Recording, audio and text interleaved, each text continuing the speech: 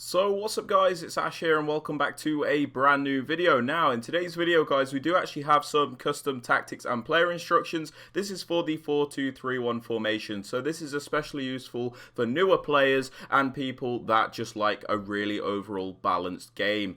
So the 4-2-3-1, I use it quite a lot. It's been my favourite personal formation for many years now. I've used it since about FIFA 17 and yeah, it's just crazy balanced, really fun to use. So I do have some tactics for you guys. We will have some different content over the next few days as well, don't worry. But yeah, let's get right into the video guys. Sorry about that long intro. If you guys want coins for FC24, make sure you check out MMOEXP.com. Their link is down in the description. They're very fast, they're very cheap, they're very reliable, and if you use my code Rema, you can get yourself a lovely 5% discount. Alright then guys, so starting off with the tactics for the defensive style, we have this on balance. Gives you the best control over the defense, which is why I like it so much. When you want to be aggressive, you can, and then when you want to drop back, be a little bit more passive, you can also do that. So balanced is a really good defensive style to use in my opinion. For the defensive width, guys, I suggest a more narrow defensive width. I think it's better to have a more narrow and compact defensive width, as it stops your opponent being able to just run right through the middle of you. But when you want to block a cutback, you can still manually position out wide to help prevent that. Now, moving on to the depth, guys, I've lowered this from 60 because it was a little bit high. People are using very fast players now with all the different cards that are coming out, so I have lowered it to 55. So we still have a higher defensive line, but it's not crazy high either. You can use a higher depth and even 71 depth if you like, but I personally don't do that. Moving on to the defensive style, guys, we have this on balanced. Gives you the most controlled and varied form of build-up. So when you use balance, you can pick and choose when and where you use each form of build-up. So for example, slow build-up or fast build-up, just really nice to use, guys. For chance creation, I do very much suggest direct passing because it is the most meta option. Can be a little bit boring to use, but it is very effective. When your attackers make these runs, defenders will follow that run, and then your attack will track back so you can cut back to them. So it's very overpowered, even if it is a little bit boring. For the attacking width, guys, I like to go for a width that isn't too narrow and it's also not too wide. We go for something in between. I suggest anywhere between like 40 and 50, and I think you'll be pretty good.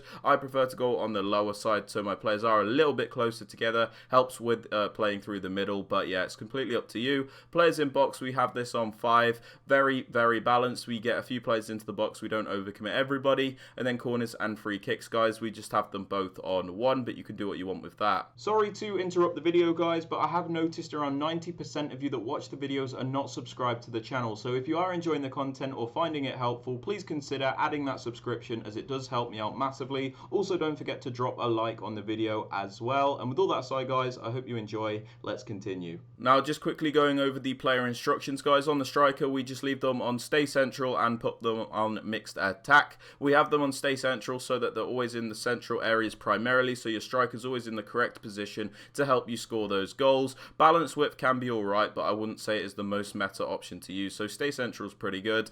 For mixed attack, guys, I like this because yeah, it just gives you more control. It gives you better build up in my opinion, because your striker's not always just darting in behind your opposition all the time. You know, getting behind's great, but it does restrict your play style a lot. You always have to do the same thing. Mixed attack means this player will sometimes come short and help you out in other ways.